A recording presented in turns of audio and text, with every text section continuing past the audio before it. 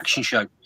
A little bit somber tonight, lads. We were going to talk about, and we will talk about the cracking boxing from the weekend, but it wouldn't be right without firstly talking about the real sad news that's dropped today, and that's the passing of boxing legend, British boxing legend, and even world boxing legend Ricky Hatton, the Hitman.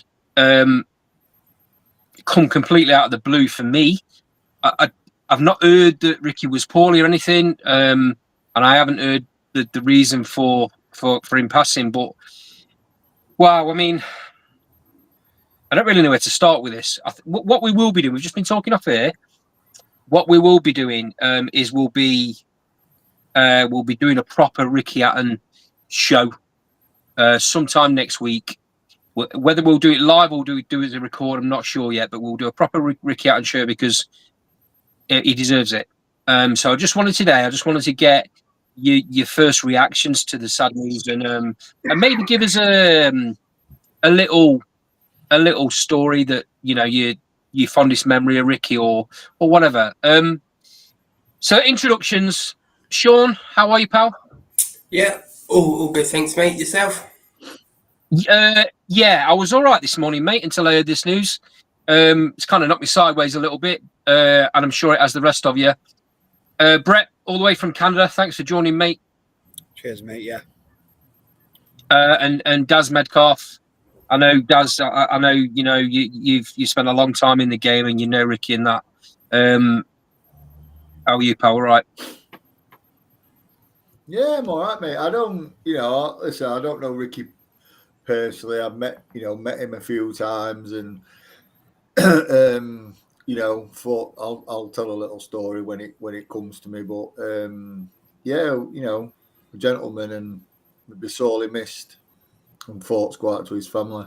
Absolutely, 100%, mate. Right, Brett, I'll start with you, mate, because I know that Mick, who often joins us on the show, part of the Last Ball Boxing team, he couldn't join tonight, and I know this has kind of hit him quite hard, and I believe he's giving you something to read out, mate. Do you want to start with that, and then we'll get your thoughts? Yeah, sure. Yeah, speaking with Mick off air, he really wanted to be on the show tonight just because, as you know, he loves his boxing, he's passionate about the sport, and Ricky was one of his idols. So he's put, too often in this day and age, we throw around the words like legend, all-time great, and other superlatives that aren't always earned by people being described. But in the case of Ricky Hatton, that type of praise couldn't be more appropriate. He took us on a journey from the streets of Manchester to the bright lights of Las Vegas with an unforgettable night at the Manchester Arena. Memories that in boxing folklore for years to come. Luckily for us, we were all there to jump on the train. Current day sporting titans, elusive, distant from their supporters, but this couldn't have been further from the truth when remembering the Hitman. Many times we've seen him fighting on the Saturday, then enjoying a pint with the locals on a Sunday with his people.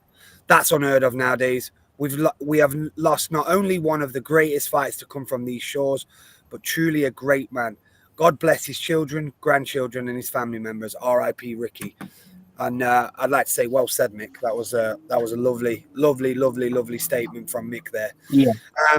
I'll just add on to that. I put a tweet out earlier when I woke up. You know what? People leave me alone now. Obviously, we talk boxing all the time, but people leave me alone over here with boxing and stuff like that. But I woke up to 3 or 4 text messages saying "R.I.P. Ricky Hatton." So, and these are what you would call, not enthusiasts like us, but they're fans of a good night out and watching a fighter, right? And it's hit quite a few people hard, even home. Even my dad sent me a message saying he was deeply saddened today. And I think it's because we all remember those nights that we've had with him, like you just said there. Like I was coming out of my teens into my early adult life, and the morning of, we'd always say, "Where are we watching the fight?" And it was almost, Ricky brought people together. You'd be sharing a drink with somebody in a pub, giving them a hug, giving them a high five, jumping up and down, shouting, "There's only one Ricky Hatton." And, if you remember that, I know it didn't go too well for him, but if you remember that press conference with Mayweather, when he took all those fans over there and they just stormed it. It just showed you how loved he was. So I'm really looking forward to honouring him sometime this week or next week with the show. But all I will say is I'll echo what Mick said and rest in peace to a true legend of the game. Yeah, great little speech there from Mick, and same from yourself, mate. Odd this is. I've been watching socials since this news came out, and the outpouring of love on all of social media for Ricky, from boxing greats to boxing fans. He's loved alike through everybody, ex-opponents, peers. It is. I've not heard anyone say anything bad about Ricky as a person, you know, and that stands the test of time for me. Things like that. So, Sean, I'll come to you next, mate. I mean, give me your reaction, buddy. Yeah, it's incredibly sad. I mean, for me, I probably would describe him as a hero for me. He was one of the reasons I first got into boxing. I mean, I'm only 30, so I'll tell you a bit of a funny story, actually. Back in 2009, when he fought Pacquiao, I come home from school, and this was back in the days where you had to phone up Sky Sports to book the pay-per-views. There was no one doing it online or anything. So behind my dad's back, I phoned up the old number that they used to have on the channel, and I booked the fight. And I just remember staying up and watching it. And then from there, I was just hooked, completely mesmerised by him. And as you guys said, all the number of travelling fans he took. And that was my forage into sort of watching boxing, really, all down to Ricky Hatton. Yeah, great story, mate. And what a man to begin your boxing journey with.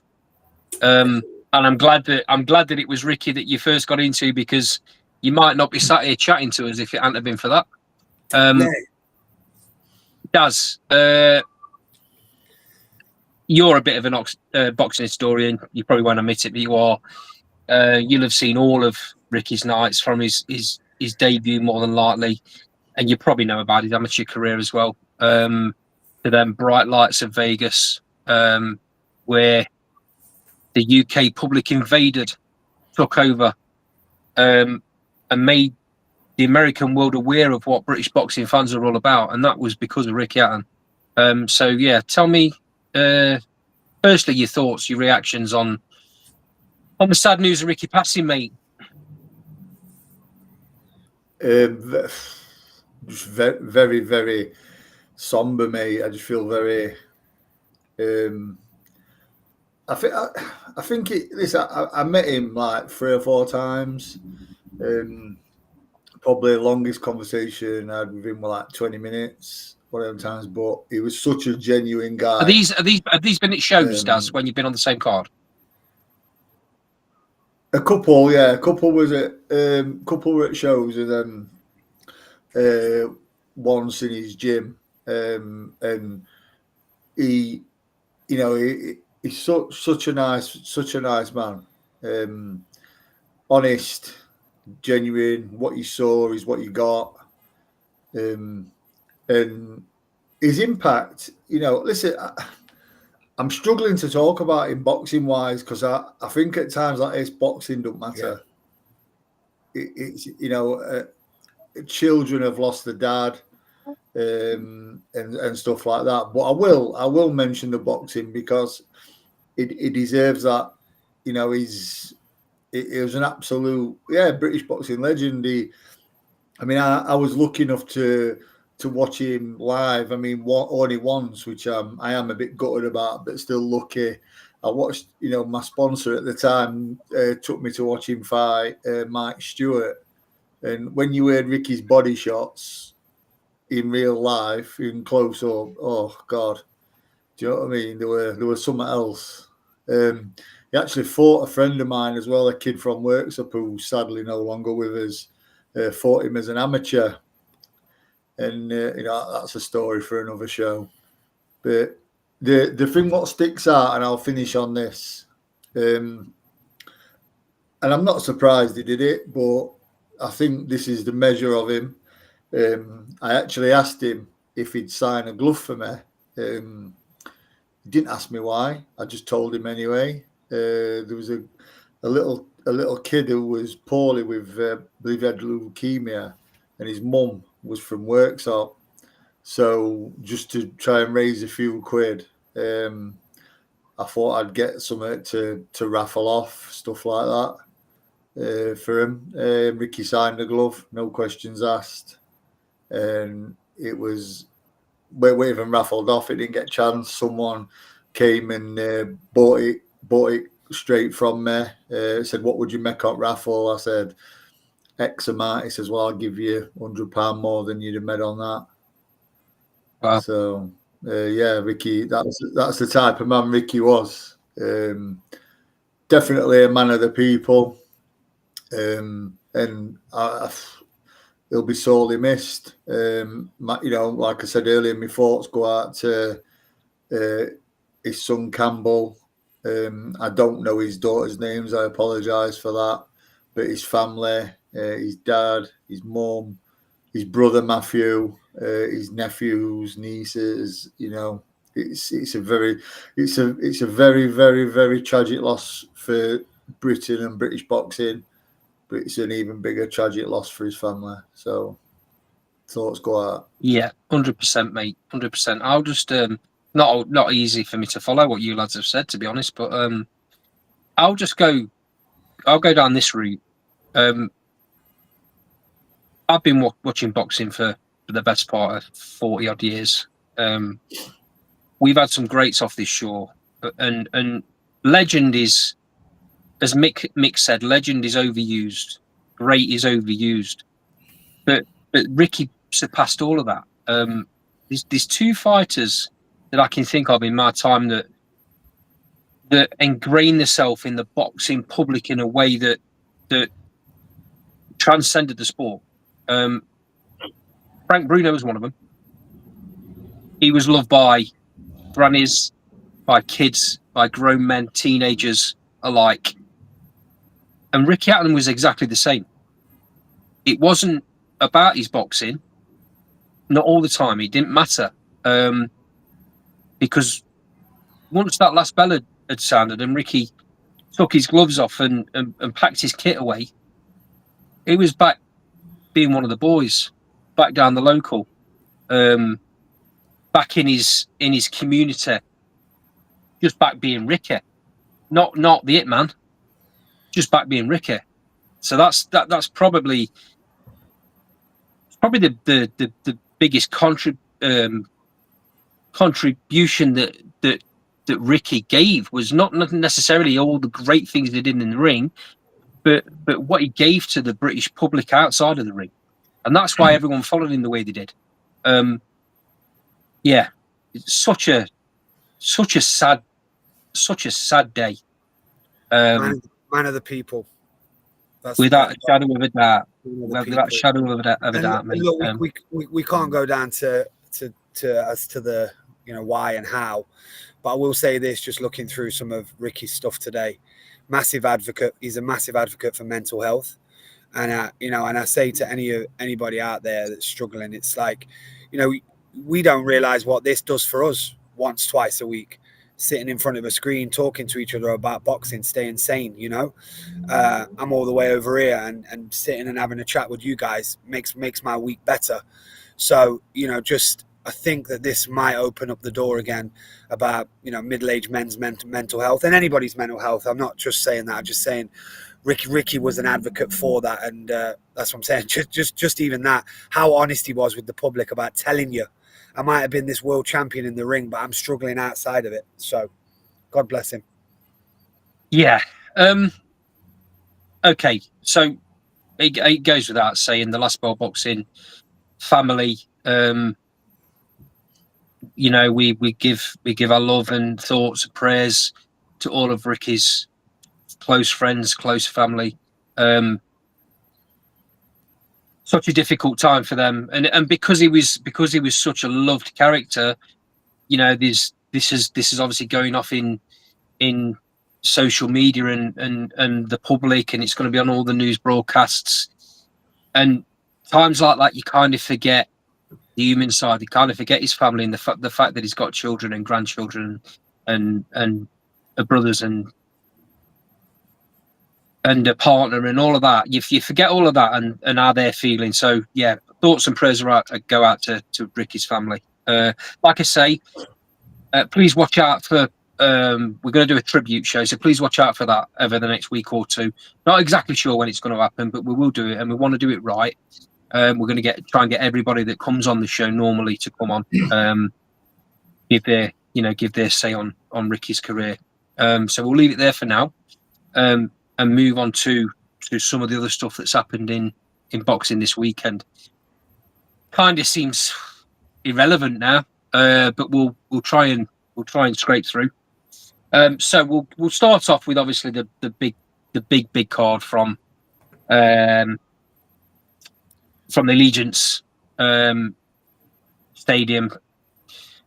Bud Crawford challenged Canelo Alvarez for the undisputed super middleweight title at the weekend, and wow, what a fight! I mean, I watched it thinking to myself, and we talked about it on the show on Thursday, thinking to myself, there's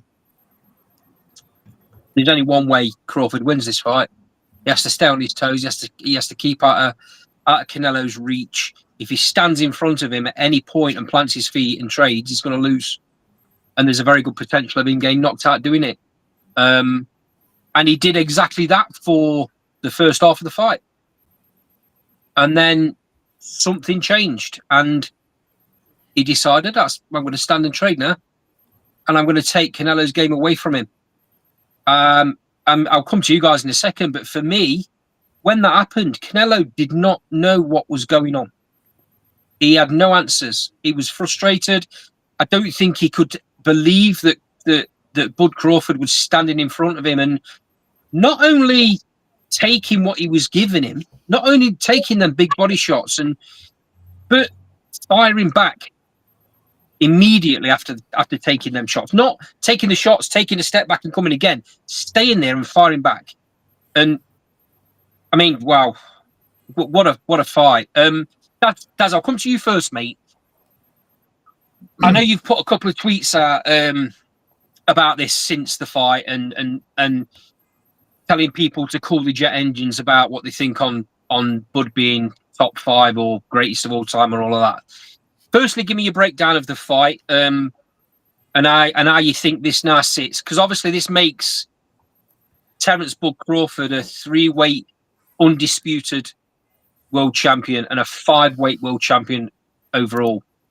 And who's to say he's done there? He could easily vacate now, and no one would argue with that, because who else has he got to fight at super middleweight?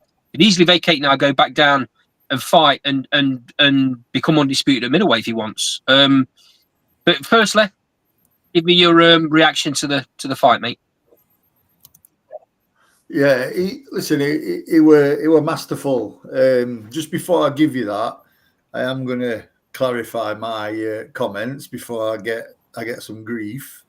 I'm not in any doubt, and I'm a massive Crawford fan, by the way.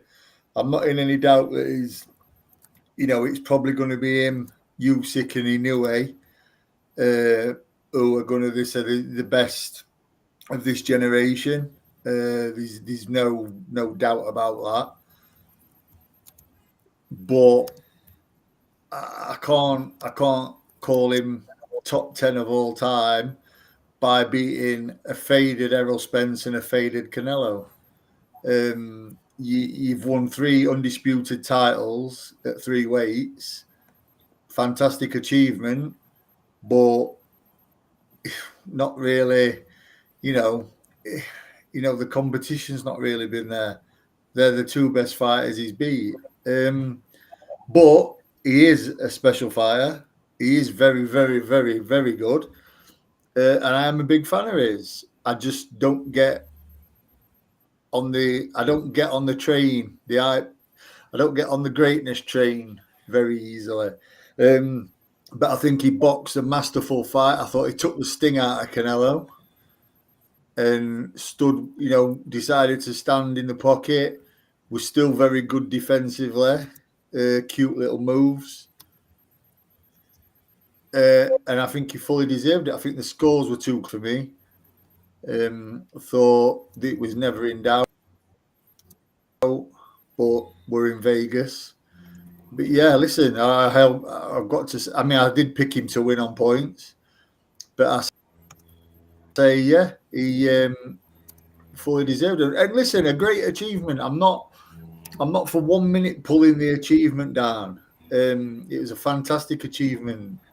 A little example, Box Raw have shared today that the only other person to do that was Henry Armstrong, freeweight undisputed. But let's not forget, Henry Armstrong held the undisputed titles at the same time. That's a Henry Armstrong was feather, lightweight, and welterweight at the same time, and defended them all. These fractured. I know there was only one belt, and these fractured titles now.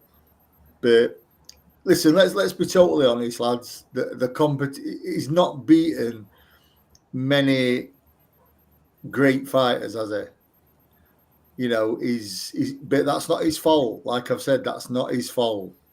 But he's beat who's in front of him, so you've got to give him credit for that. Okay, Brett, I'll come to you next, mate. The scorecards on the night, Daz has just mentioned it. Scorecards on the night were 115, 113 for two judges, and 116, 112. Firstly, before you give me your reaction and tell me how great you think Crawford was on the night, reactions to those scorecards? Yeah, I had it 8-4. But me and Mick were texting each other. I think he had it a little bit different. He had it one more round wider, and I think that was kind of a swing round where you were like, I don't know, you know what I mean? So it could have even been wider. But yeah, I just think that part of me, I picked Canelo on split decision just because of the stroking on the back from Turkey to, all the things. I was like, something's not right about this. But ultimately, regardless of how if the scorecards were off or not, the right man won, and rightly so, because he put on a boxing clinic against him. He made him look very old. Canelo wasn't snappy. He let him do the feeling out rounds 1 to 3 and let him have a bit of success in there. But then he figured it out at some point during the fourth, I think it was, or maybe even the third, where he was like, hold on a minute, I'm going to jump on him here. I'm going to stick it on him. And he did. And then Canelo didn't. It kind of unraveled Canelo. I mean, Canelo, it is what he is. He walked him down all night. He tried to cut the ring off. But Crawford was too slick. And I think I'm to be honest with you, I'm out on this one at the minute as to where I'm ranking him in greats and all that type of stuff with Crawford, because I almost feel like if he carries on like this, when he's done, it'll age like a fine wine. I think he'll get the props when he's done, because Mick's right. If you consider of the blokes of today that he's fighting at the time in their career, Spence was something special, but nearly killed himself in a car crash. Was never the same. So you consider that, because Spence is obviously a big name. Amir Khan and Kell Brook washed when he fought him. And then you look at this one and you go, Canelo looked old. He looked old. But am I not giving Crawford enough credit to say that he made him look old? But he certainly was fantastic. I'll leave it at this, mate. He was fantastic on the night. He deserves every bit of praise he's getting. No one thought, there's weight categories for a reason. Most people were saying, and he made it look easy last night, mate. That's as much as I can say on it. Okay, Sean, the Canelo of I don't know, even 4 or 5 years ago, if he'd have landed those sort of shots on any fighter, they'd have thought twice about standing in front of him. So either Bud Crawford has got a chin and a body of steel, or Canelo's not got the snap in his shots that he once had. Because when he was throwing those, when Canelo was throwing those, what he does, he's always done it great. I said it on Thursday. Is he stalks fighters, he puts them under pressure, he makes them work hard without actually doing a lot himself, and then he pulls the trigger. And up until a couple of years ago, that was enough, and he was stopping fighters doing it. Saturday night, he was doing that like he always does. The difference was he was throwing a shot, and Crawford was coming back with 2, 3, or 4, and they were unanswered. Now, not every one of those 2, 3, or 4 were landing, but that didn't matter, because what it was doing was it was unbalancing Canelo, and it was making him think twice. It was certainly frustrating him because maybe 2 of those landed. One of them flush, the other one half a shot landed. But that was enough, and that was happening every single exchange. There weren't many exchanges Canelo won outright, and you could kind of see as the fight was progressing, especially in the later rounds, Canelo was kind of taking a shot and even acknowledging Crawford at times. And so, yeah, sorry, mate, I'm going off on a bit of a rant. Tell me what you thought of the fight, buddy. Yeah, like the guys have already said, it was a great fight, first of all, and I think I said Crawford on points. I wasn't surprised, really. I was surprised with Canelo, and I think I mentioned on Thursday that he's been a pro since he was 15, and at some point it would show, and I think it has at this point, really. I was watching the Canelo and Liam Smith fight yesterday afternoon, actually. I had a bit of spare time, and that for me was when Canelo was towards his peak in his career, when he was, as you say, seek, search and destroy, and he did try that, but I think his legs has slowed a lot, because that was one of his big strengths, wasn't it? That's where he got all his power from. Yeah. And it seems that he's aging. Let's not forget as well, Crawford's 38 and Canelo's 35, so theoretically Canelo's the younger man. But I think all the hard fights he's had, the long career he's had, started to take its toll, and I wouldn't be surprised if he has 1 at the most fights left. Yeah, what is he? 75 fights in? Yeah, it's ridiculous, isn't it? That doesn't happen in modern boxing. So you got to give props to Canelo. He's going to go down as an all-time great. He's going to go down as definitely in the probably top maybe 5 Mexican all-time fighters. Again, that's another one for an argument another day, because I'm sure people will put him at number 1. But I think he's top 5. And I will say one thing. When he was interviewed at the end, that is a real champion. No complaints, no arguments. Gave Bud Crawford his props. Spoke really, really well, and under such difficult circumstances, because he's never going to admit this, but he must know deep down now that's probably him done at the very top level. Because where does he go? But yeah, acted like a true champion. So I think that's worth mentioning, lads. One more question on this before we move on. What now for Crawford? He's 38, as Sean's just mentioned. He has hinted that he may retire on this. I don't think he'll let himself do that. I think he's not a money fighter, even though he's getting paid absolute bundles now. He's not a money fighter. He's a legacy fighter. Him and Canelo are maybe the last of a generation of boxers that they're doing it for how they're going to look in 10, 20, 100 years' time. I think he's going to want to go down to, he said it's going to be a tall order, but I think he'll want to go down to middleweight, and I think he'll want to be undisputed there. Daz, thoughts on that?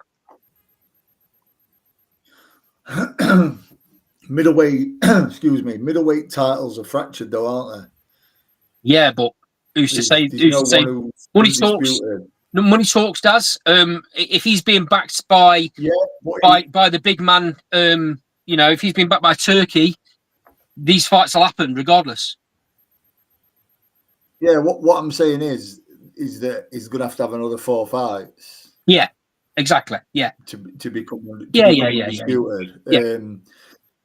If someone was like, if someone had got 3 of them and then someone had got the other one, excuse me, that then he probably thought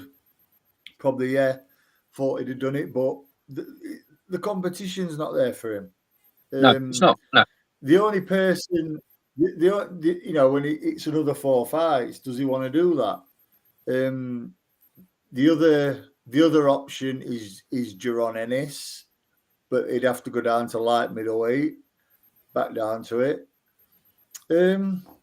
I mean, I even heard someone say today, does he go up to light heavyweight and fight Bivol or Beterbiev or Benavidez?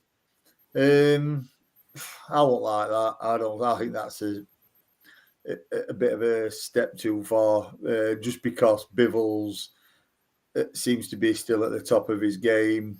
Benavidez is. Beterbiev's probably a little bit sliding, but still, extremely dangerous.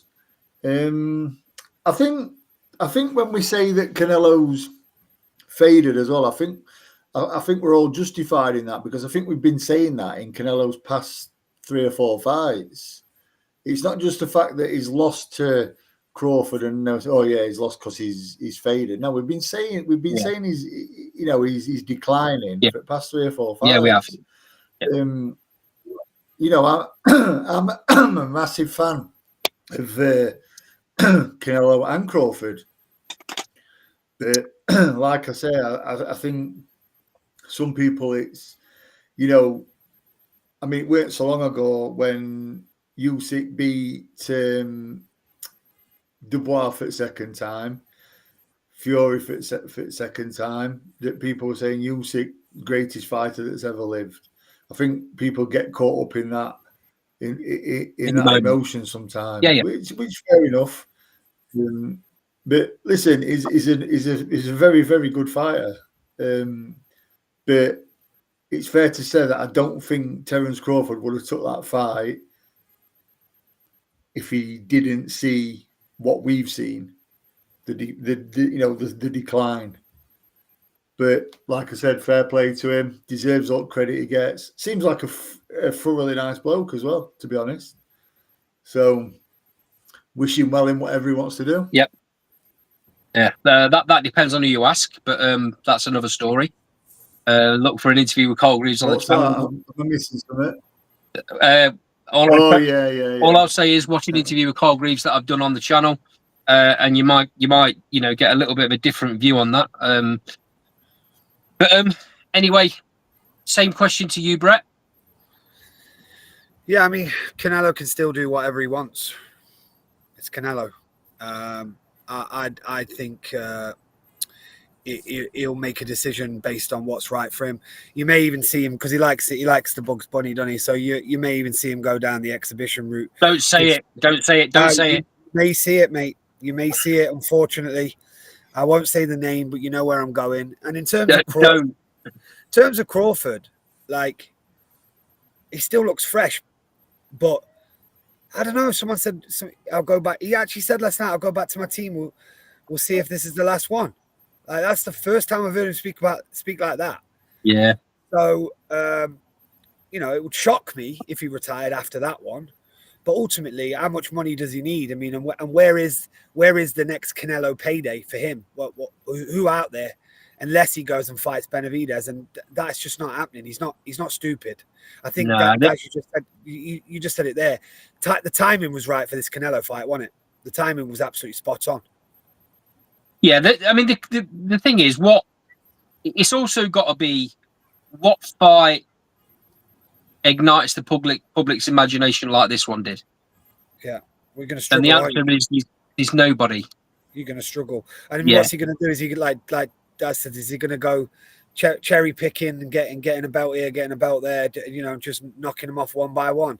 I don't think with that type of money now, those silk pajamas are getting even silkier, aren't they? Like he's got to really want to get out of bed to fight some fighter from Kazakhstan that wants to take his head off.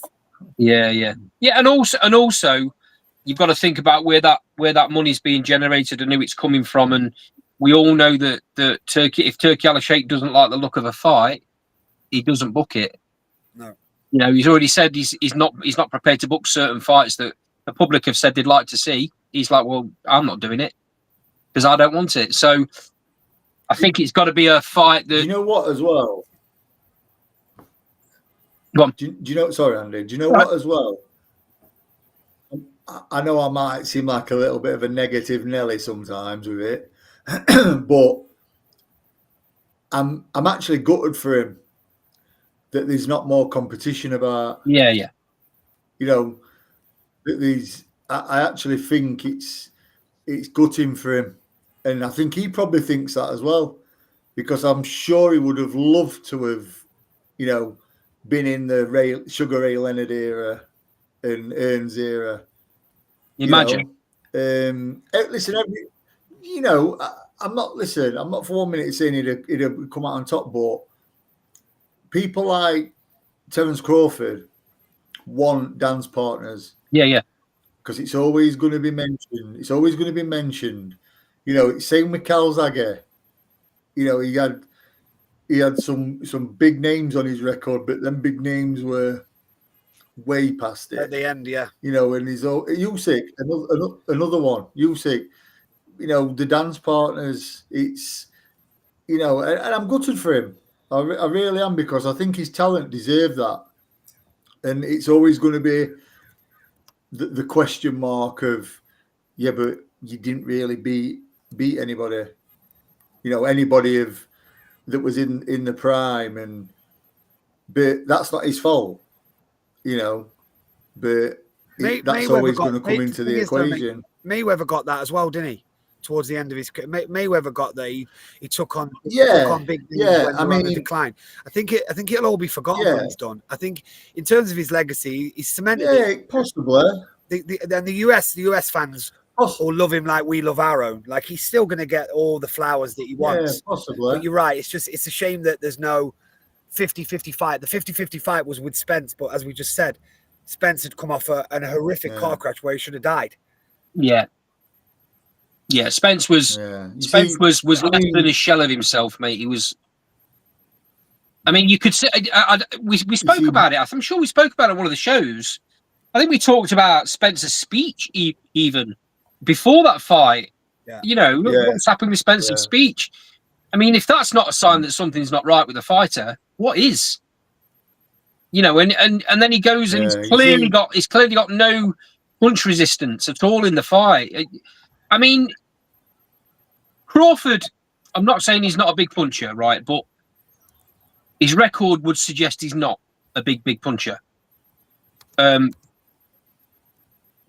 What he does is brilliantly wears fighters down and then stops them. Makes them work too hard, then stops them. I asked the question on the live last week whether we would have seen a different outcome in that fight had he fought Spence, the Spence that beat Kell Brook in Sheffield. The absolutely dynamic Spence, that dangerous as Spence. That Spence. I go back and watch that quite a bit, you know, that fight, because me as you know, even just doing a bit myself, I go back and learn some of the things that he did in the ring that night. That Spence was unbelievable. He was, yeah. He was, and it a little bit, unfortunately for Kell, a little bit of an unknown quantity at the time. Yeah, he was. Sure he was. Yeah, I don't think people thought he was as dangerous as he was. They didn't know what they were getting themselves into there. I don't think, not completely, mate. No. And obviously, you know, we could talk about it till the cows come home about the fact that Kell came back down from middleweight after that heroics with Triple G. You know, that wasn't the same Kell Brook that night either. But take nothing away from Spence. Had that been the Spence that went in with Crawford, I'm not saying Crawford wouldn't have beat him, but you wouldn't have got the result you got in the way you got it. No, there's a possibility that the result could have been different.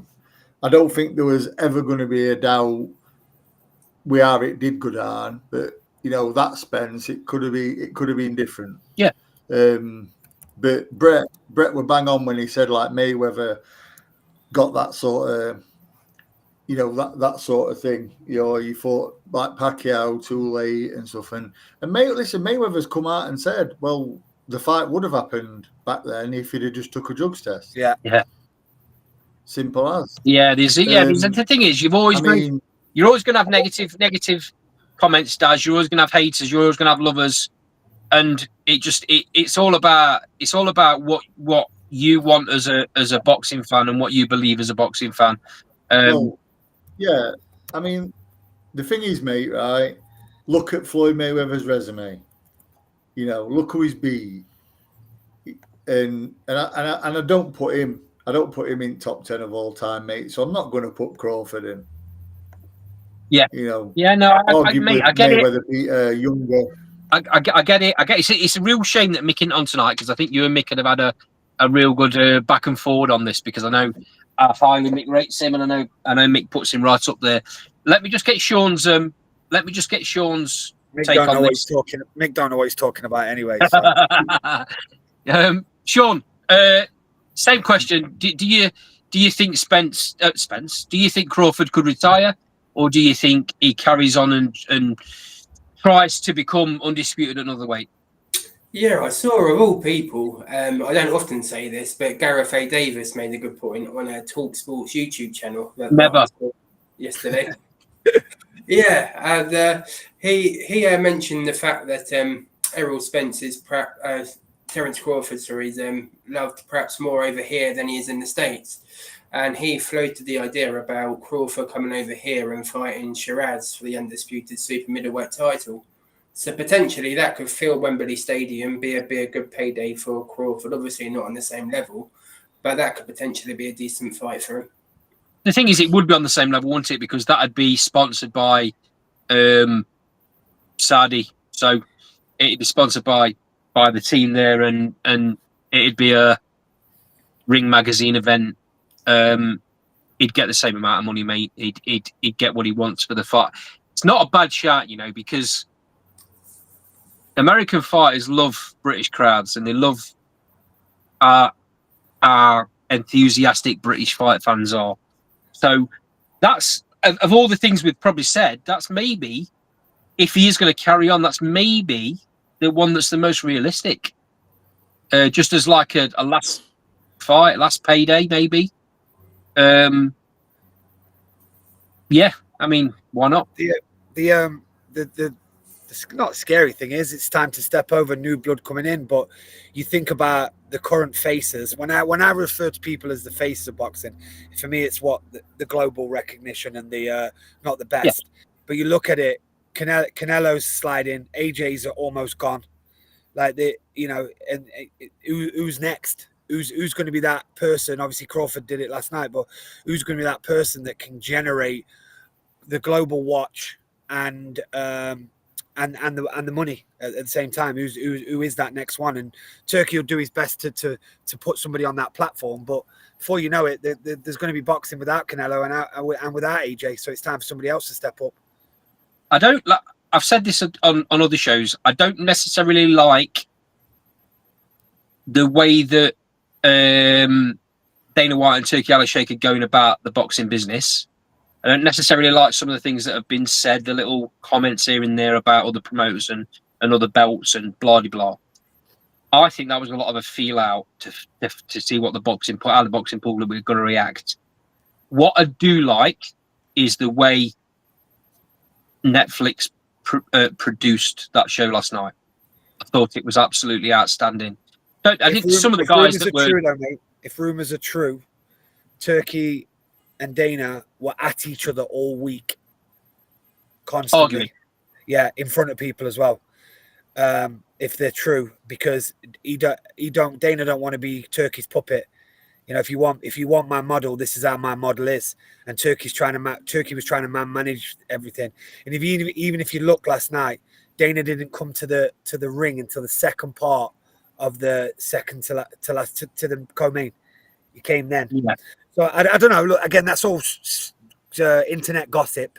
But part of me thinks that won't necessarily be a thing, because Turkey wants control of everything, and Eddie and Frank, the masters, will just be like, "Yep, take me where you want.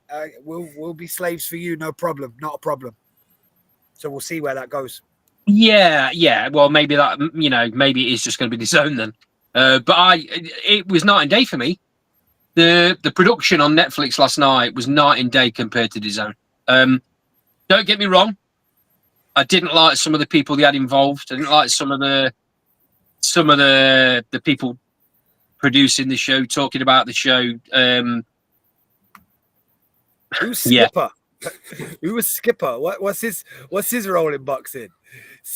I think he's an ex. I think it's Skipper Kelp. I think he's an ex-pro, mate. Is he?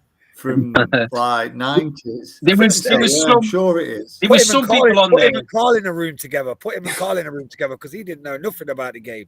Yeah, I'm sure it was Skipper Kelp.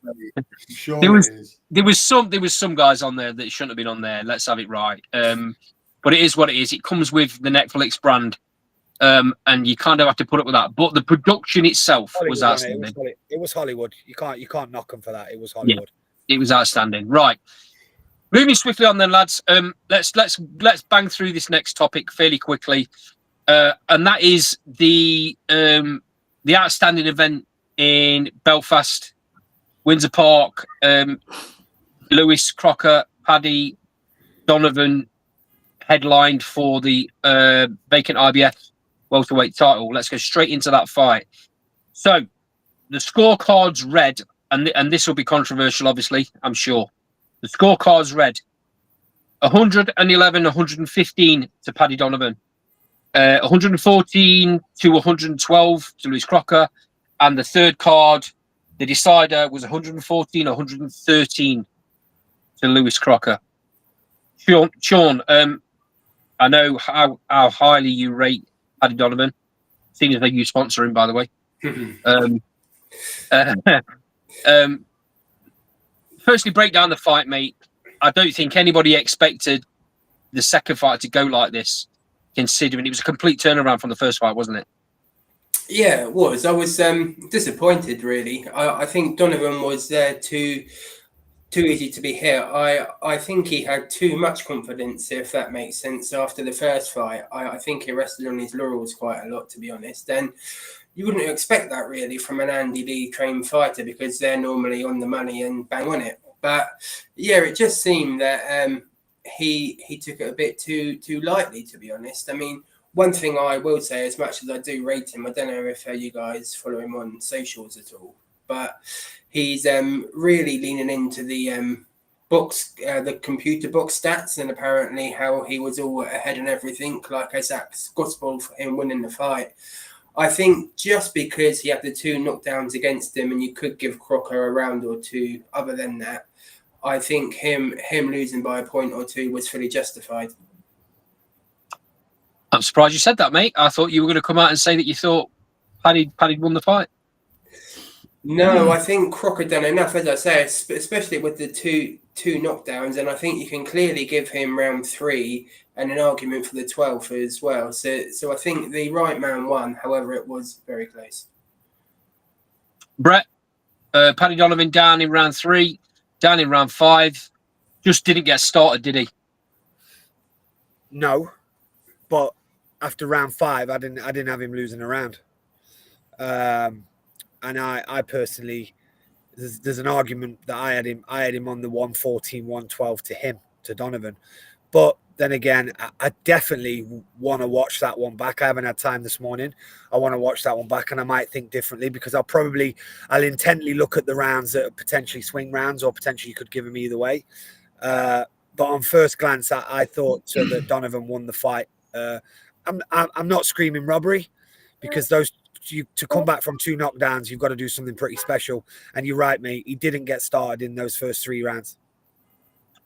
Daz, I said on the group chat as we were watching the fight, the tactics early on from Crocker's team were fantastic, because in the first fight, Paddy's such a skilled boxer and clearly better than Lewis Crocker boxing skill wise. He's clearly better than Lewis Crocker. And in the first fight, he was countering everything Crocker did.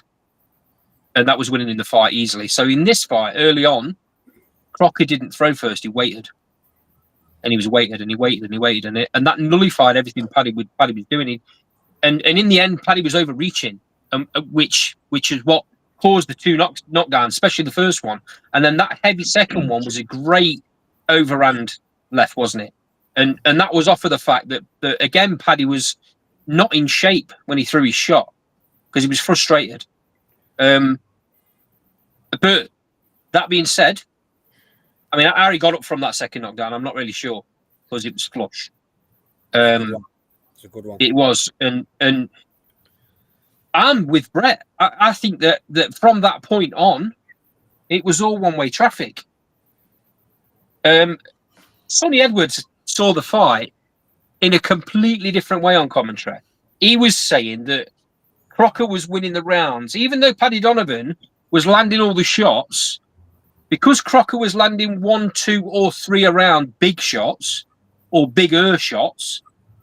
That they were the shots that were winning in the round, even though he wasn't landing the more shots. Sean's already said the box rec stats or the box what off your box stats. Yeah. They all showed Paddy Donovan leagues ahead on all those different stats. Go on, Daz. Sorry, mate. Yeah. No, you're all right, mate. Listen, I don't know what Sonny Edwards was smoking last night, but to say that, you know, if someone lands like 20 punches, but someone lands 2 or 3 that are a bit more harder, they win the round. I mean, come on. Well, let's decide world titles on a fairground punch machine then. That was class when he said that, by the way. That brought it home when he said that. That brought it home. Yeah. You know, if we're going to go on who hits hardest, then let's all just do it on a fairground punch machine. Coming from that, and that's coming from a fighter that spent all his career on the back foot, throwing loads of shots. Yeah, exactly. He was, you know, listen, I were a fan of Sonny Edwards as well, but yeah, you can't be commenting on power punches, you know, like landing. I mean, listen, I'll say this to Sonny. Right, if he'd have fought Bam and he'd have landed 30 punches in a round, Bam landed 2 power shots, and Bam had got a decision over him, would he have agreed with that? No, he wouldn't. He'd have said he'd put on a clinic. Just talking rubbish. Yeah. He'd have said he'd put on a clinic. And I know what I will agree with, Daz, what I will agree with a little bit, and I understand what he was trying to say. I think he just went about it the wrong way.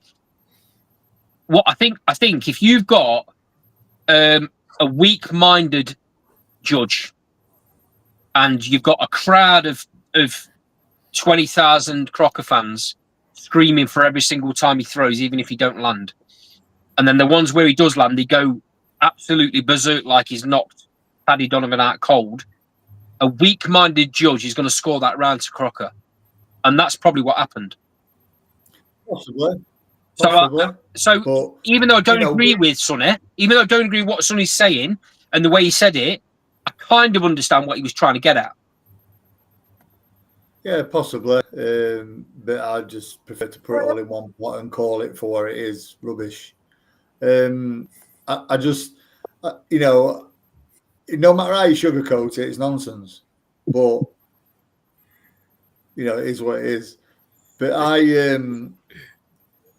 you know, the fight, Crocker's tactics were good, but the countering he was looking to do was single shot counters. Now, yeah, they produced a knockdown. Well, they produced 2 knockdowns. That's great. But he didn't really push it. He allowed Paddy to win rounds by sitting off, because then Paddy didn't fall into the traps as much. Yeah.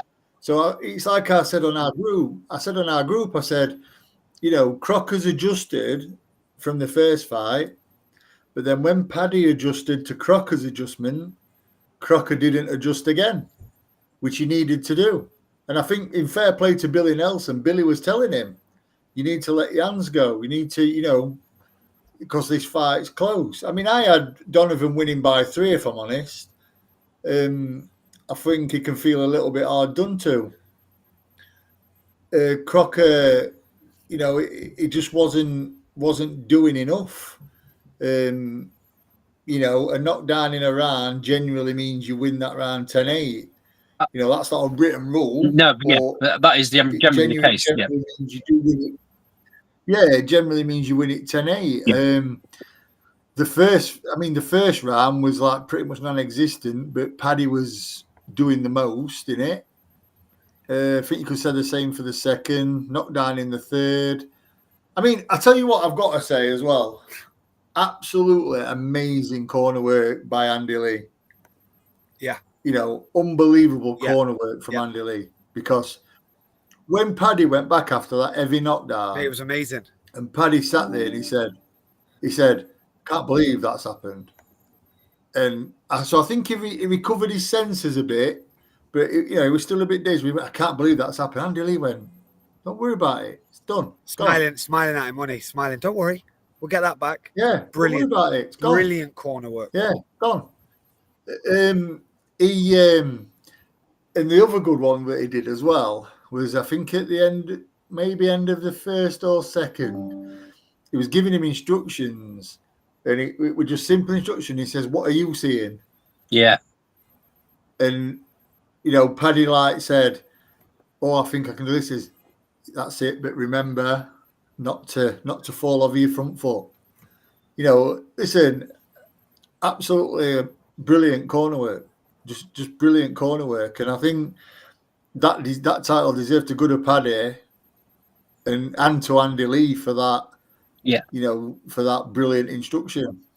I think Billy Nelson after the fifth they ever knocked down. When they went back to the corner, Billy Nelson was almost begging Paddy Crocker to become a bit more assertive, throw more shots, sit forward a bit more, and Lewis Crocker didn't do it. And I think Lewis had got this in the back of his head about the first fight, where when he was trying to be aggressive, he was getting countered, and I don't think he had the ability that he could pull that off in the second half of the fight. And I think, like I said earlier on, Paddy's a bit gun shy. Well, it ended up being Lewis Crocker being a bit gun shy second half of the fight. I'm in agreement with you, Daz. I think Paddy Donovan scraped it by a couple of rounds, in my opinion. But it's hard, mate, when you're in a fight and you get knocked down twice and you got 2 10-8 rounds against you, and really you're the away fighter. That shouldn't matter, but it does. In quite an hostile crowd, it does make a difference. And I don't care what anybody says. Judges get swayed. Yeah, definitely. Right. Moving on to what was a great fight. Chief support. Kevin Agyarko beat Ishmael Davis on a split decision. Again, very controversial. Firstly, I'll come to you, Sean. Firstly, do you think that was a knockdown in the 12th round against Agyarko? And then secondly, what do you think about the scores? So the scorecard's read 114, 113 times 2, and 112, 115. The 112 and 115 was to Ishmael Davis, and the other 2 were obviously to Agyarko. Yeah, firstly, I think it was a sort of stumble of feet and a slip. I don't think it was a knockdown, so I think it was harsh against Agyarko. I personally felt that Agyarko boxed quite well and went a bit wider than it was, to be honest. He banked quite a lot of the early rounds, and then when his eyes shut, I think that's when he made things more difficult. I mean, let's be honest, he isn't a big puncher. His whole plan and style is box and move. So I think he was right to get the decision. I probably would edge it towards a unanimous decision for him, but I'm glad he got the nod because I thought he'd done enough throughout the fight to win. Brett, How did you see it? And do you think we should have a rematch automatically? Yeah, because I think the wrong man won. I saw it going the other way. So obviously, what people are saying is it was an off night for Aguiarco, and that eye that Sean alluded to there, that changed the course of the fight. The eye, with him not being able to see. But I think that was a cracking scrap. We'd all love to see it. They'll probably get paid double the money what they just got paid to run it back. So why not? Let's bring it on. That's the same question to you, pal. Yeah, I mean, listen, I thought Ishmael won it by a couple.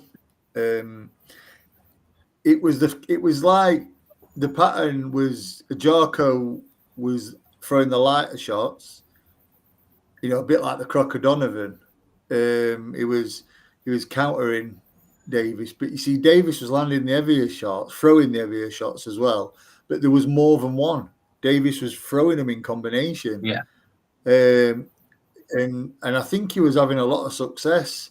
I think the fake knockdown had tipped it in Davis's favour, to be honest. I thought it had. I put it on the group. You said automatically on the group. I says that wins Davis the fight. Yeah, Ajarko showed some serious bottle, mate, because it got a bit sticky in them. Yeah. I think it was like 7 or 8, maybe 9. But yeah, he showed some bottle, but I think Davis just did enough with that, especially with that dubious knockdown. I mean, in my opinion, Davis can feel aggrieved. It wasn't a robbery; it was a close fight, but he can feel aggrieved. I think the fight has to be rerun. I'd be concerned if I was Eddie Hearn and if I was Agarko's team. I'd be concerned at the amount of clean shots he shipped. For a quite a stylish fighter, he got caught a lot. And it wasn't just after the eye either. A lot of that happened early on. I mean, I'm very surprised they let the fight run as long as they let it run. I'm surprised that it went to points. I could see that getting stopped after round 8 or 9. And then his eye just got worse and worse and worse. When that doctor looked at it in round 11, I think it was, I was absolutely convinced they were stopping the fight. He couldn't see out of it. How'd they let that carry on, mate? I really, really don't know. It just amazes me. There seems to be no standard officiating, standard doctorship when it comes to things like this. You've seen other fights where fighters have just got a cut and the fight gets stopped. Yeah, bad cut, but still, it's a cut. It's not a closed eye, complete closed eye, and the fights get stopped. So, yeah, a bit of a strange one that for me. I'd like to see that one run again. Talking about scraps, Brett. Round of applause for Tyrone McKenna and Dylan Moran. What a fight! Yeah, mate. Yeah, brilliant. Like, just, I think, was it you lads that had sent the text to you? That was just finish your drink, get outside. That was that, wasn't it? Just finish your drink, get outside, and tell your missus to call you a cab now because you're going home soon. Like, that was that one, right? And hats off to the lads. Crack. You know what? I got a soft spot for McKenna as well. You know, because he's a grafter, isn't he? He's an absolute grafter. Works his ass off at the game, and he's never been quite good enough. But that was his night last night, wasn't it? And he got a lot of props from that. So yeah, cracking fight, mate. Loved every second of that one. Guys, what makes that sort of fight really exciting and intriguing for boxing fans sat at home and sat in the arena is you can see the vulnerabilities with both fighters. You can understand why at points in their career both fighters have been stopped, but you can also understand why at points in their careers they've both had quite a good knockout percentage as well. Great little fight, wasn't it? Yeah, it were a cracker. I do think that Moran shouldn't have been allowed to carry on though after that knockdown. Yeah, I agree. I thought he took the last 2 or 3 punches were unnecessary. He shouldn't have been allowed to continue. Listen, it was just a barnstormer, wasn't it? Again, Moran showed tons of bottle.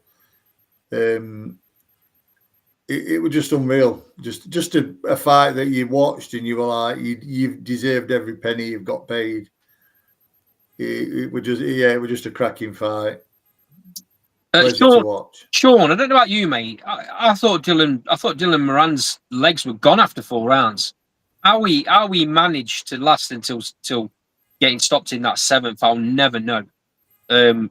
Because he looked like he was stuck in mud.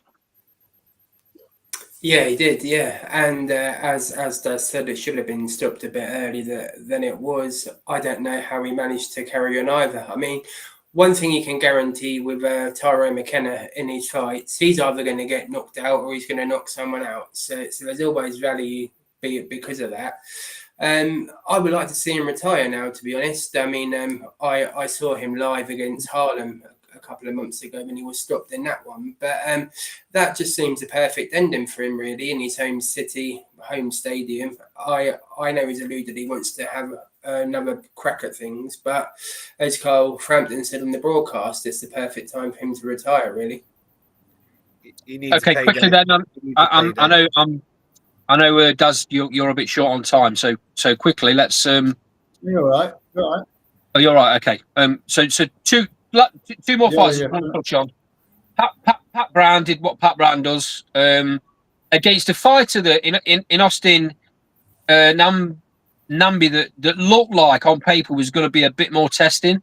Looks like he was going to last a bit longer, and it kind of was going that way to begin with. But Pat Brown, the guy, he's just on another level, isn't he? Sean, I'll come to you. He is, yes. And really interesting to see where he goes next. I mean, does he fight a Vidal Riley? Is that a bit too soon?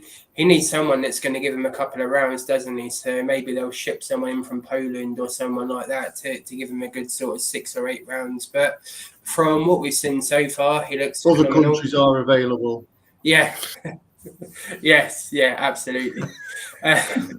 No, from what he's seen so far, he looks top class, and he's definitely got the right team with Jamie Moore and Nigel Travis behind him to coach him and develop him going forwards.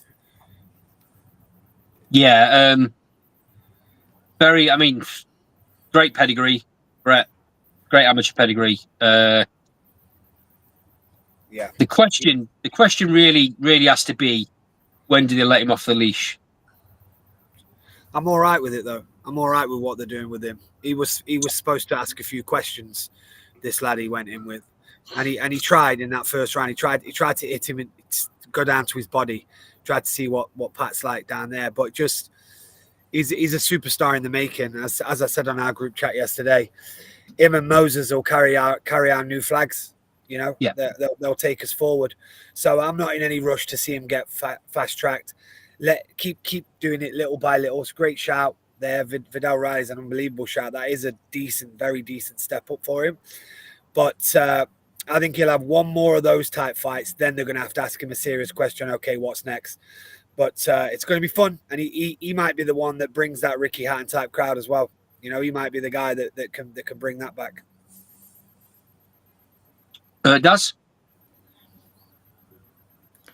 Yeah, listen, sign of a good fighter is when they go back at end at first round and we who are watching it think he's could be in for a rough night here. And then he comes out and does what he did. Yeah. Sign of a good fighter, that. Adapt and overcome, as they say. You know, and he seems like a very level-headed kid as well. Really level-headed. Very nice kid, very well-spoken. Yeah. Very switched on. So I totally agree with Brett. I think he could be, you know, he's going to take us forward. That what you just said there, mate, about him being level-headed and not getting above himself, that's testament to Jamie Moore and Nigel Travis. Yeah, as well as himself. Because, you know, it seems like that's obviously in his makeup as well. So that's why they're such a good team. They're like-minded and they fit together. In his last fight, when he turned around to the crowd and said, any of you young people in here, don't ever think about being nervous. I got nervous walking to the ring tonight. I was really nervous, and don't let that affect your dreams. I just, you know, that comes from him. That don't come from the trainers. Yeah, you're right. That comes from him. No, He'll be another one that goes around all the gyms. He'll give everybody his time. He just looks like a cracking human being, and I can't wait to see where he goes. Yeah. Second that, mate. 100%. Second that. Last one I just want to cover very quickly, and I'm coming to you first, Daz, and that's the debut of former MMA fighter Molly McCann, who fought at Super Bantam. Are you still in the room, Daz? Yeah, I'm here. She fought that this debut was at Super Bantam against Kate Widomska, who Daz knows very well. Daz was in the corner for Nicola Outwell 2 fights ago at flyweight, might I add, when Nick beat Kate Widomska. This obviously was a 6-round fight. Got stopped in the 5th. Kate Widomska's team threw the towel in. Daz, what do you take from this debut? Not a lot. Yeah, listen, she's got a win on. She's got a TKO win on her debut. Well done. But listen, I have a big issue, and I actually put it on Twitter yesterday, or X, whatever it's called now. I have a big issue, mate, when these commentators mentioning Molly McCann in the same breath as Ellie Scottney, Tycee Gallagher, Chanika Johnson. I mean, come on, guys. You're all boxing men. You're supposed to know what you're on about. You know what I mean? I think some of them have been sniffing that microphone foam. You know what I mean? Getting eye off it. It's Brett, like, I think Brett replied to one of your comments and said that the company men it's hit the nail on the head ridiculous. there. They're saying what they're being asked to say, mate. They're saying what they're being asked to say. I'm not being funny, but like the voice of boxing. I mean, as you call him, the voice of boxing. Yeah, he's got a nice voice to create, but the man talks absolute waffle. Like, you know, how can you possibly think Molly McCann should be mentioned in the same sentence as Ellie Scottner? Are you absolutely mental? Do you know what I mean? On what planet would that fight even happen? It wouldn't. You know, I think it's disrespectful. I just want to clarify here. This isn't you knocking Molly McCann. This is you knocking the fact that they're trying to put her on a pedestal before she's even had chance to. Listen, before she's had a chance to actually do anything. I mean, she's basically as well. Listen, I've got to say as well, I was rooting for Molly McCann to give Kate Widomska a leg kick back, if I'm honest. Yeah, awful.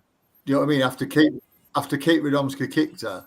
I mean, listen, I don't like criticising fighters, but I saw some of her makeup after the Nick fight when she stormed away, refused to shake hands, like a petulant child.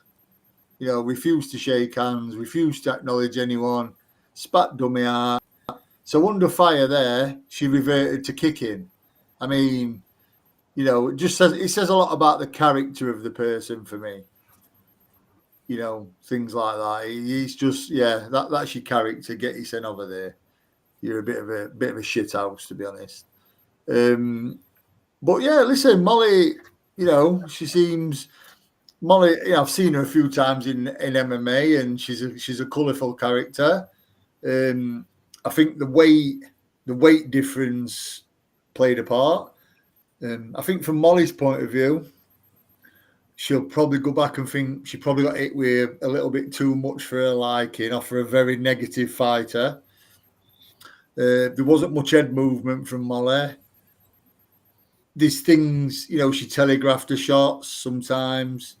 Listen, it's a first fight as a boxer. Let's ignore the fact that they're saying she's an ABA champion. I mean, I can't remember that, but you know, let's ignore that. She's coming to this new discipline that she's not as used to.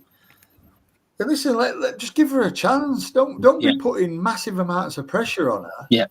Do you know what I mean? Mention her, because all that happens when you mention her in the same breath as such as Ellie Scott now is what happened yesterday, what I did. You get people's backs up Yeah. who think, hang on, Ellie Scotney's, served her dues big time. And you're thinking this girl's not the same level. We in 5 or 6 fights. She's going to be on the same level. We in 5 or 6 fights. It's like, come on. Yeah, it's a bit nutty, isn't it? Listen, I'm going to start turning commentary off, if I'm honest. Yeah, unless we get people like Teddy Atlas on, I'm not interested in listening to commentary. Yeah, we need to stop, Brett. We need to start having a bit of balance on commentary. The problem is we had that at one point. Now I like him or hate him, Paul Smith Jr. When he was on commentary with Andy Clark, sorry, Andy Clark for a certain time period, they were very, very balanced. The problem is they were that balanced that the company that we're working for got rid of Paul because they didn't like the fact that he wasn't being completely biased towards their fighters. Look at what a certain company did to Dave Caldwell. That was a disgrace. When a promoter was caught off camera saying to him, "You're killing us. You're killing us," and he said, "I just called the fight how I saw it."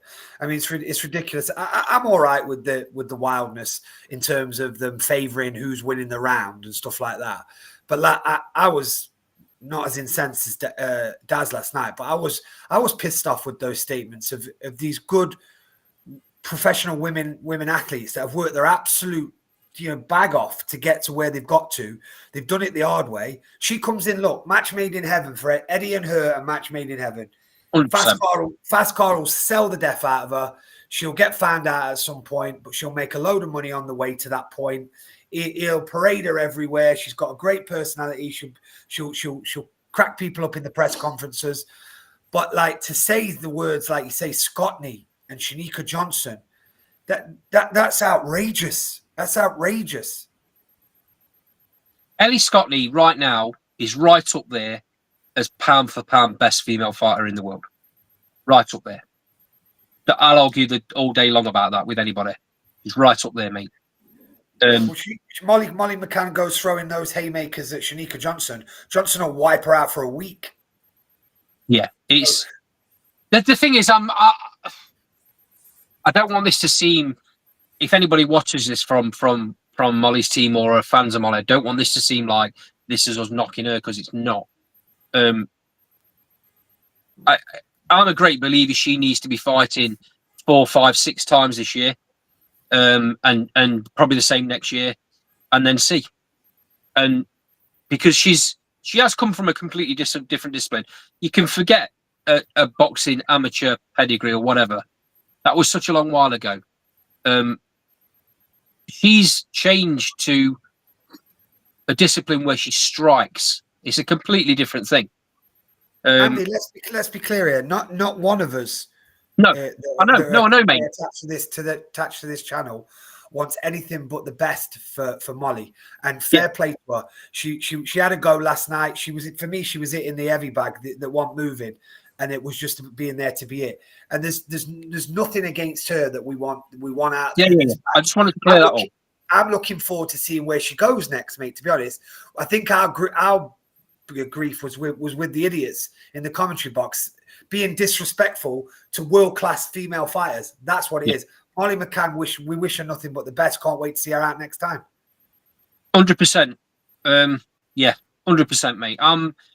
It does get frustrating, and this isn't just a dig at DAZN either. You can say the same for about all the other networks. They all do the same thing. They're all biased.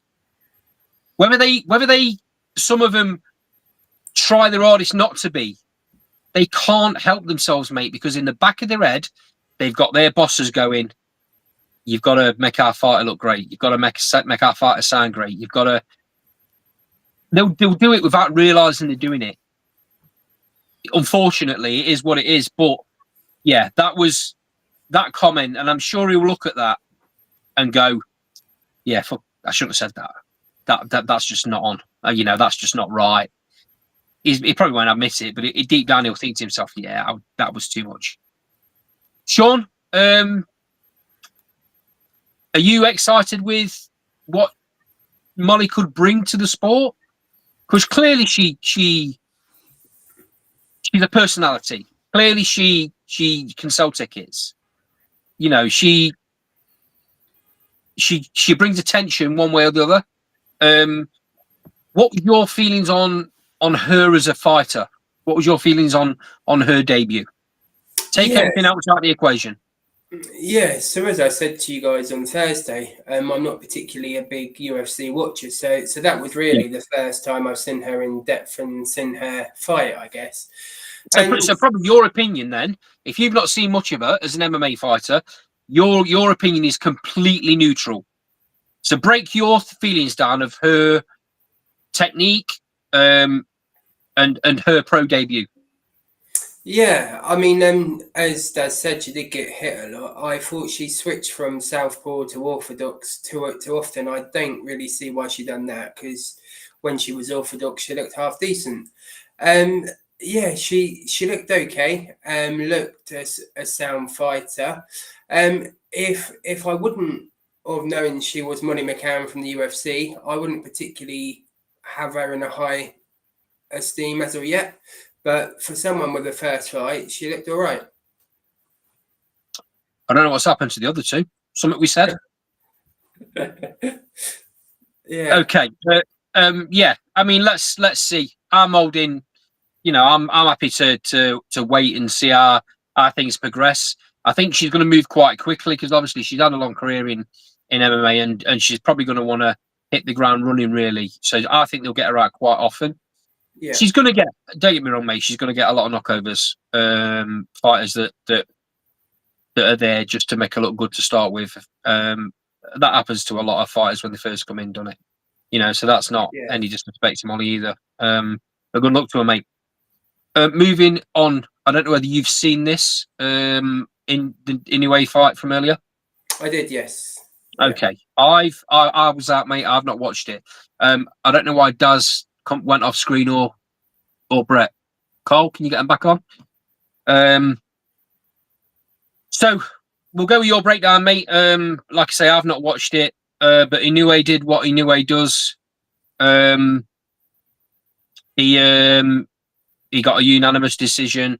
Scorecards read 118, 110 times 2, and 117, 111 against former champion in Akhmadaliev, I think he's pronounced. Break it down for me, mate. And what do you think should happen next for Inoue? Yeah, I mean, it wasn't the best of fights, if I'm being honest, as far as Inoue fights go. I think MJ, as the top ranked guys were calling him, and his Uzbek power, he was quite negative. He was there just to survive, really. It wasn't someone that come to win, if I'm being honest. And Inoue outboxed him fairly easy. He probably could have put his foot down and stopped him at any time, but MJ was so defensive. He didn't really have a chance to do that, to be honest. So he outboxed him every round, won virtually every minute of every round, and retained his belts. Probably not a fight you would be in a rush to watch, if I'm being honest. Yeah, I mean, it's going to be interesting to see what they do next with Inoue. My feeling is he's got to move up and got to test himself, because I think he's done everything he needs to do now. Paul, I don't know if you can hear me. What's happened with Daz and Brett? Can you get them back on? I know Daz is a massive Inoue fan. Be interesting to get his take on who he thinks Inoue should go in with. I mean, looking at feathermate, who would you put him in with? Would you put him straight in with the champion? Yeah, I think so. Just because of the precedence and what he's done so far, he's shown he can go in any weight and take on the champions. A fight that could potentially happen would be Sugar Nunes, who fought a couple of weeks ago. That could be a decent fight. It's obviously a weight or two higher for him, but again, they're both big punchers, so you've got that angle where you can promote it. It's going to be big in either sort of Latin America or Japan, most likely. So I think that could be a decent fight. There's always Nick Ball as well. But as I said the other day, I know it's a bit of a step up in weight, and they are sort of talking about it a bit more now. And that is Shakur Stevenson in a way. I think that'll just be one of the best fights for me. One of the most anticipated fights I would love to see. Well, I mean, they're both outstanding, mate. Both greats. Yeah, I'm not sure that could happen straight away. That's a new way moving up too many weights for me.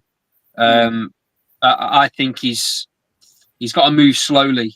In the sense of moving through the weight categories, because I think the only thing that stops Inoue, the only thing that beats Inoue is size. Yeah. So when you've got a great like Shakur, that's also much bigger, that makes a big difference. Inoue can beat bigger fighters. Don't get me wrong. His skill set beats bigger fighters, and he could clear up. Potentially, he could clear up better. Whether he can go past that, I question, because they start becoming big lads then. Big lads, bigger punchers. And I mean, we're going again above that, aren't we, for Shakur? Yeah. So yeah, that we're talking 2 more weights before he even gets to Shakur. If he's going to do that, I don't see him doing a Crawford and going straight up there. I think he's too smart for that. I think he has at least 1 or 2 fights in each of those divisions below. Picks up belts, and then we see whether Shakur's still hanging around then at that point. Yeah, at that weight as well. There's also the all Japanese fight in the weight above. I'm not even going to try and pronounce his name, but Mick mentioned that, didn't he? Yeah, that will be an interesting fight. And again, if he is going to go up and test himself in that weight division, it's another fight for a world title straight away as well. Yep, 100%, mate. Right. It doesn't look like Daz or Brett are coming back on, so I think we'll call it a day there, mate. Like I say, going back to our first topic of the evening, Ricky Hatton, the sad passing that shocked the boxing world, that shocked the whole entire world, to be honest, not just the boxing world. Again, Last Bell Boxing and the Last Bell Boxing community, our thoughts and prayers go out to Ricky's close friends, family. We'll try and do something a bit more substantial on Ricky and Ricky's career and what he meant to the British boxing public in the coming weeks. This has been Last Bell Boxing. So for the time being, Sean, thanks for joining. Thanks to Brett and Daz for giving their comments. We're going to be doing this every Thursday going forward. Times may vary, so like, comment, subscribe, hit the notification, and that'll let you know exactly when we're going live. Lots of other content on the channel. Loads of interviews from fights, loads of interviews from gyms, lots of pre-recorded short content, which is really, really good. Sean does a lot of that with Carl on the channel. They're really good, very incisive. So for the time being, this is